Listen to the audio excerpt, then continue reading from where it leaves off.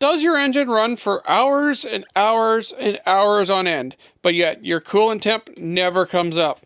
Unless you got some other major problems, this simple little device is likely going to be the issue. Today I will show you on my Backhoe where it is, since mine is malfunctioning, and how to go about testing it. The first thing we have to do is drain the coolant down. I'm going to use the coolant temp sensor since it is lower in the head than the thermostat is.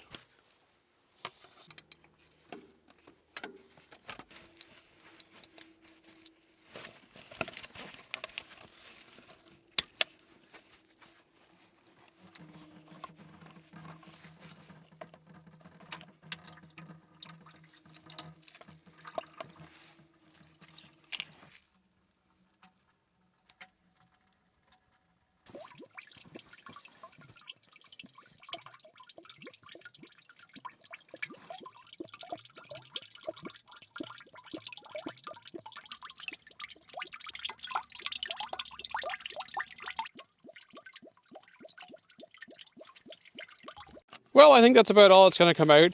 It's definitely lower than the thermostat itself, so that's good enough. I better put the coolant temp sensor back in, otherwise I will likely forget, and when we put coolant back in, it'll likely spill everywhere.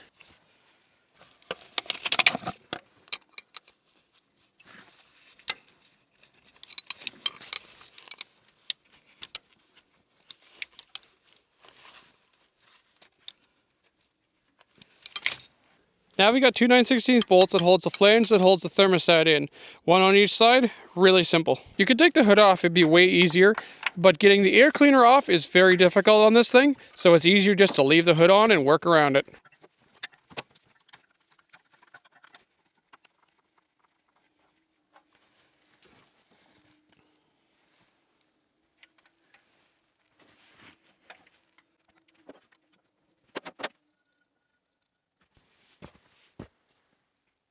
The last thing we got is the hose clamp on the upper radiator hose. We just got to loosen that up. We can slide the whole upper radiator hose up enough that we can slide the thermostat out.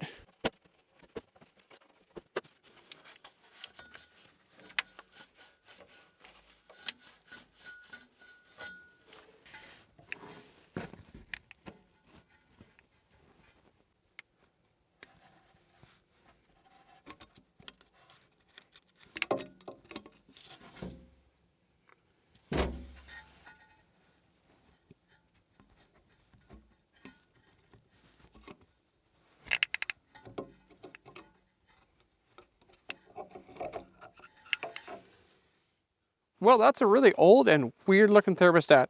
I've never seen anything like this, but I know it is failed. I have tested the gauge in the past and the gauge does function. Even you touch the side of the block after running it for a long time and the block is not nearly as hot as it should be. Good news though, it is made by Stant, so we have some potential of getting one. The local parts store said to basically bring it in and they would try and match it up. They didn't want the case number, which this doesn't have a case number anyway because it's made by Stant, so that's a good thing. They might be able to cross the number over and see if we can get something to work. Maybe even a more modern one that just looks normal. Well, I'm back from town now. I managed to actually find one. It's not the same. As you can see, it's a different design. They couldn't find this part number, so just out of simplicity's sakes, we measured one out. It's the exact same outside diameter, it's the same height, it's the same temperature, so it'll do the same job. So now I'm going to actually show you how a thermostat works. We're going to test the old one compared to the new one. I presume it's opening really early. Right now it looks like it's closed, but my guess is going to be as soon as we put it in warm water, it's going to open immediately.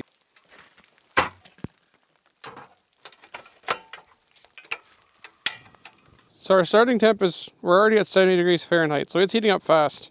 So what I'm going to do is I'm going to take this piece of copper wire, I'm just going to put it through the thermostats, and we're going to dangle them in the hot water.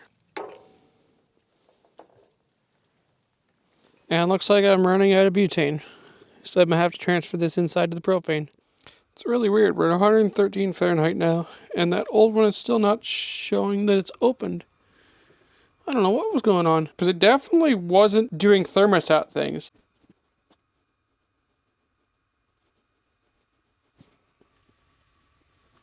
I think the old one's open already, actually. It's hard to tell. Yeah, it's definitely open. I'm going to say that's definitely looks like it's open. And we're at 168 degrees. And it's for some reason a 195 thermostat. So I would have thought it should be at 180 based being how it's a diesel, but 175, 181, and the new one hasn't opened yet. 187, 190. The new one should come anytime.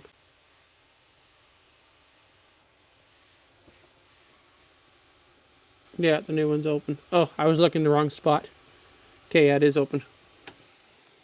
It's at 204 now, but I was looking at the wrong spot of the thing, waiting for it to open. Okay, so that's how the old one actually works. That gap never used to be there, so the bottom part actually goes down. The new one's actually starting to close back up, but the old one hasn't. Ow. Well, if I hold a flashlight up, something I actually noticed, you see how there's light around? So this piece right here is actually what goes in and out, where it says stand. That actually goes in and out. This ring right here seats in the block, but you see there's light around here? It's not even completely closing up. But it also opened really early too. And it took forever to close. Like, it's only finally closed, but it's been out of the water for 5 minutes. The other one closed within 10 seconds of coming out of the water. This one took like 5 minutes to completely close. It's nearly sealed up now, but so it was hanging open. Next, we have to scrape the old gasket off. I got some gasket paper. We're gonna make a new one.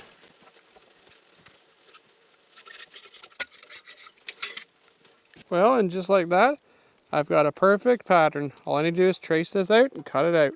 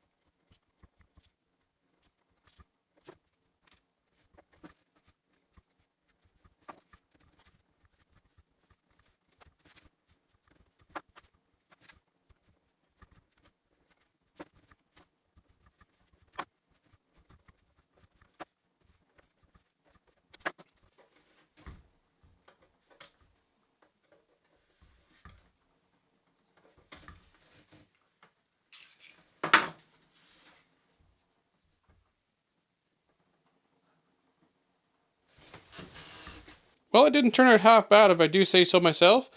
I could definitely use some hole punches to punch the holes instead of cutting them out by hand, but it works, and it cost me next to nothing because that roll of gasket paper is really cheap, and you can cut 1,000,000 gaskets out of them.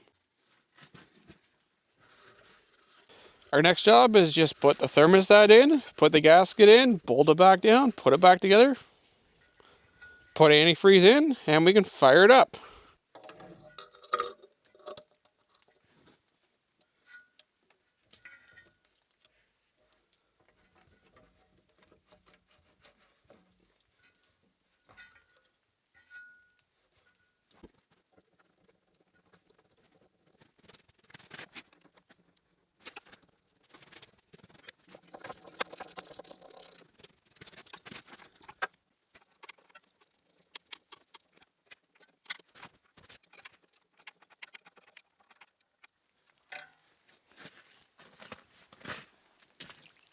This is the antifreeze that came out of the backhoe. All I did was put it back in a jug, filter it, just to make sure there's no garbage in it.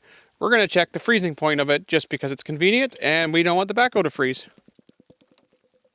Well, if you can see the pointer, it's about minus probably 37 or so, so I think it's good.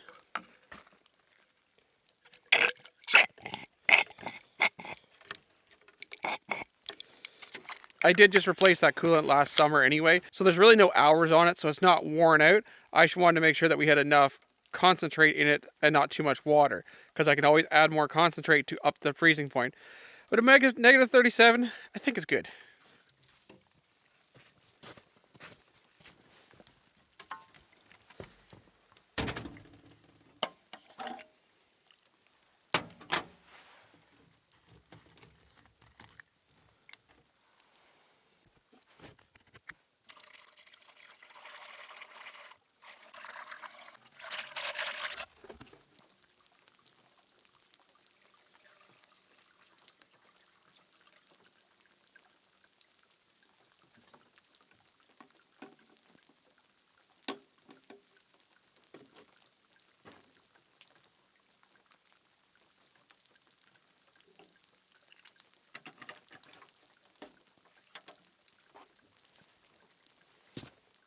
Well, I've got basically all the coolant I took out back into it. So let's fire it up and let the air circulate around and we can top it up.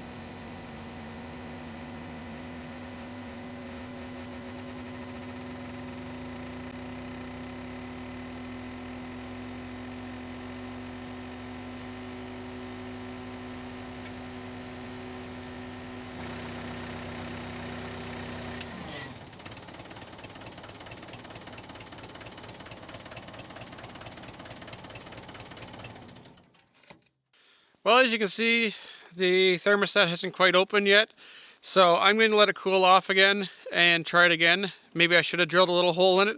I thought about it, I put it together, I forgot to. I was going to drill a little hole just to let the air bleed out, but maybe we'll let it cool off. Hopefully some of the air will work its way out that way, and then I will run it again. I'll have to kind of keep playing with it until it works the air out. I wonder if there's not quite enough coolant hitting the bottom of the thermostat to actually open it. It is right above the water pump, so it should, but maybe it's not. So what do you do? Worst comes to worst, I'll pull it apart and drill a little hole in it. Well, as you can see, I got it back apart. That only means one thing: I could not get the air out.